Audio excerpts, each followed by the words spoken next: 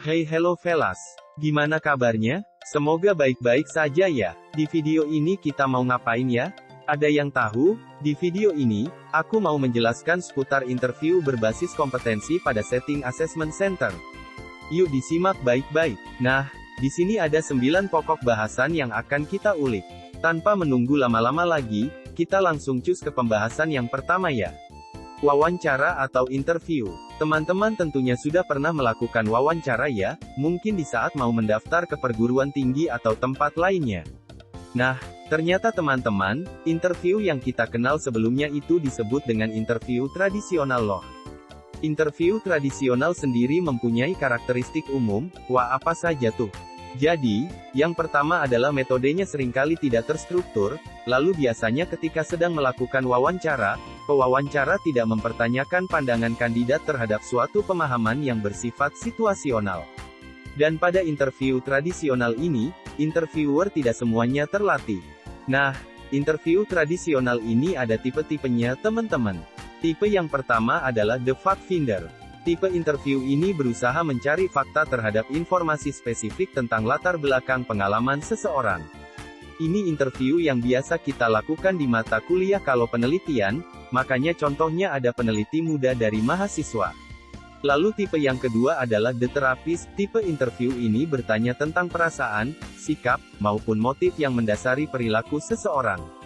Biasanya dilakukan oleh psikolog atau terapis terhadap klien yang membutuhkan bantuan untuk membuat dirinya merasa lebih baik. Tipe yang ketiga adalah the theorist. Tipe interview ini dilakukan oleh para ahli teori untuk menvalidasi nilai-nilai yang mereka anut. Mereka bertanya kepada orang lain tentang pandangan mereka terhadap nilai atau teori yang mereka percaya. Lalu tipe yang terakhir adalah the fortune teller. Secara harfiah, disebutnya interview oleh peramal. Kenapa? Karena pembicaraannya mengarah pada masa depan. Apa yang orang itu akan lakukan di masa depan? Bagaimana jika sesuatu terjadi di masa depan? Semuanya berorientasi pada waktu mendatang, misalnya seperti salesperson yang berbicara kepada calon pelanggan dengan bertanya apa kebutuhan mereka, apa yang sedang dicari, dan menawarkan solusi kepada mereka. Makanya salesperson termasuk ke dalam salah satu contoh orang yang melakukan interview tipe fortune teller. Oke, itu tadi penjelasan beberapa karakteristik dan tipe interview tradisional ya.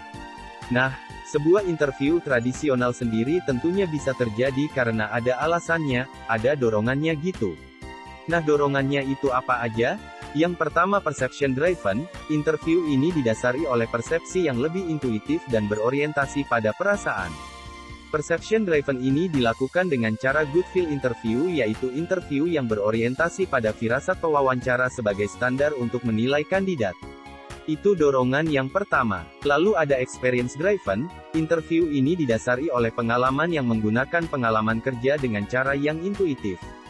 Experience driven dilakukan dengan cara konversasional interview. Konversasional interview ini adalah wawancara yang tidak terstruktur dengan fokus pada pengalaman kerja dan keterampilan kerja kandidat.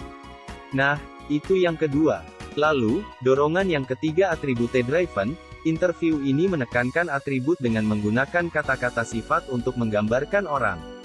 Interview ini dilakukan dengan cara trait interview. Trait interview ini pendekatan terstruktur yang berorientasi pada keseluruhan orang. Jadi pertanyaan-pertanyaannya lebih berhubungan dengan karakteristik pribadi.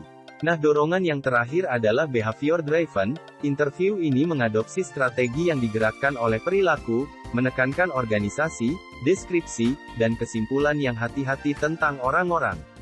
Behavior driven ini dilakukan dengan cara behavior based interview, yaitu interview yang berbasis perilaku terstruktur seperti wawancara sifat dan pekerjaan terfokus. Nah itu tadi interview tradisional ya teman-teman. Sekarang kita beralih ke interview berbasis kompetensi. Interview berbasis kompetensi sendiri mempunyai beberapa urgensi. Apa saja itu? Urgensi yang pertama adalah kinerja yang buruk terhadap produktivitas dalam pekerjaan yang krusial. Yang kedua turnover dan retensi yang tinggi. Yang ketiga perencanaan untuk sukses. Lalu yang keempat kurva perjalanan pembelajaran sepanjang hayat. Yang kelima kesempatan yang adil untuk kandidat. Lalu yang terakhir perubahan organisasi. Oke teman-teman, itu tadi urgensi interview berbasis kompetensi ya. Tapi teman-teman, tentunya interview berbasis kompetensi juga punya jenisnya nih teman-teman, ada apa aja? Yang pertama, General Competency Interview. Jenis ini berfokus pada pertukaran informasi yang umum antara kandidat dengan pewawancara seputar kelayakan kandidat untuk mengisi formasi. Lalu yang kedua Screening Competency Interview. Jenis ini fokus terhadap identifikasi kompetensi yang sesuai dari kandidat dalam beberapa waktu kebelakang untuk menghilangkan kandidat yang tidak sesuai kualifikasi. Yang ketiga Second or Selection Competency Interview. Jenis ini menekankan pada diskusi mendalam antara kandidat dengan pewawancara terkait kualifikasi, beban kerja, serta aspek lain dari perusahaan maupun organisasi. Nah umumnya, wawancara berbasis kompetensi itu mengandung tipe pertanyaan yang berbeda dari interview biasa. Wawancara berbasis kompetensi sendiri memiliki 12 tipe pertanyaan. Apa aja tuh? Close-ended question, open-ended question, past performance questions, negatively balanced question, negative confirmation, reflexive question, mirroring statement, loaded question, half-right reflexive, leading question, question layering. Finally yang terakhir, hamburger helper question. Selanjutnya ada sistematika interview.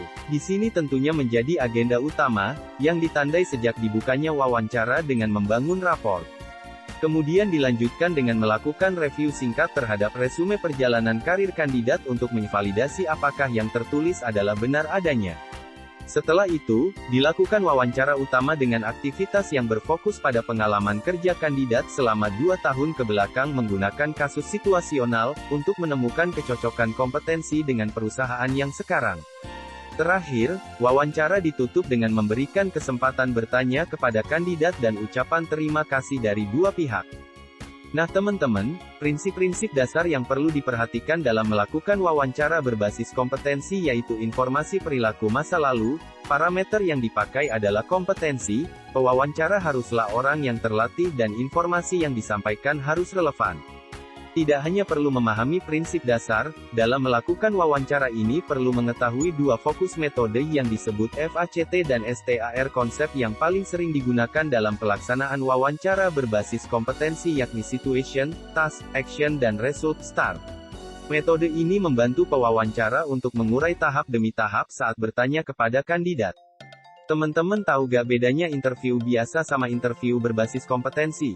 Kalau secara definisi sih, interview adalah percakapan antara dua orang atau lebih dan berlangsung antara narasumber dan pewawancara. Kalau interview berbasis kompetensi itu intinya interview yang menggali informasi yang pernah dilakukan secara nyata. Gimana? Udah kelihatan perbedaannya belum? Sepertinya belum ya, teman-teman bisa melihat tabel ini untuk lebih jelasnya ya. Nah, kurang lebih begitu guys perbedaan antara interview biasa dan interview berbasis kompetensi. Abis ini ada apa lagi ya? Ada yang ingat? Selanjutnya kita masuk ke etika wawancara ya. Jadi dalam berwawancara tentunya ada etikanya ya guys. Apa aja tuh etikanya? Yang pertama, harus menghargai privasi dan membangun rasa percaya atau rapport antara interviewer dan interviewee. Yang kedua, interviewer harus bisa membuat suasana atau situasi wawancara yang mendukung terjadinya wawancara. Yang ketiga, interviewer harus menggunakan tata bahasa yang baik dalam mengajukan wawancara. Nah, itu adalah 3 etika dalam wawancara. Selanjutnya masih ada lagi nih, yaitu etika administrasi wawancara. Dalam administrasi, etika yang perlu dilakukan adalah menuliskan hasil wawancara atau verbatim dengan sejujur-jujurnya tanpa menambahkan jawaban narasumber. Lalu fasilitas dengan materi tambahan dan komponen audio visual. Yang terakhir, penyertaan observasi perilaku. Nah dalam administrasi, terdapat penghitungan skor di mana etika yang diperhatikan adalah kesalahan penghitungan dasar, aritmatika sederhana, kegagalan mencatat skor, dan pengaturan waktu yang tidak tepat ketika tes. Sekarang kita beralih ke body language. Apa itu body language? Ada yang belum tahu. Body language adalah gerakan atau gestur yang dilakukan seseorang ketika berkomunikasi dengan orang lain. Body language dalam wawancara, bisa diobservasi loh. Body language yang seperti apa tuh? Yang pertama ada defensif, menyilangkan lengan atau kaki gerakan dengan lengan, tangan atau jari. Lalu ada insecure, hal ini ditunjukkan dengan menggigit kuku menggosok ibu jari. Lalu ada nervous, gerakannya adalah menarik telinga berkeringat. Lalu ada frustration, gerakannya adalah menulis tangan, hembusan nafas tajam menggosok bagian belakang leher. Selanjutnya ada suspicion, ini biasanya mengusap hidung, menggosok mata duduk posisi diagonal. Lalu ada openness, hal ini ditunjukkan dengan tangan yang terbuka, jaket tanpa kancing kaki yang tidak disilangkan. Lalu yang terakhir ada reflectiveness, body language ini ditunjukkan dengan menggosok dagu, menyentuh pipi mencubit jembatan hidung. Hayo, siapa yang pernah seperti yang aku jelasin? Selanjutnya kita beralih ke kompetensi based interview di era digital. Pada dasarnya, digitalisasi menjadi tantangan tersendiri untuk CBI. Dalam proses pengembangannya, CBI di era digital sangat memperhatikan pemanfaatan teknologi terkini, fleksibilitas, automasi dan AI, talent experience, serta strong employer branding. Meskipun begitu belum ditemukan literatur pendukung terkait standarisasi CBI secara digital. Sehingga perlu pengembangan secara berkala karena pelaksanaannya sangat menjanjikan, terutama pada aspek kemudahannya. Jadi seperti itu teman-teman sekilas tentang interview berbasis kompetensi. Semoga teman-teman bisa memahami konteks materi yang telah disampaikan di video ini. Terima kasih, have a good day.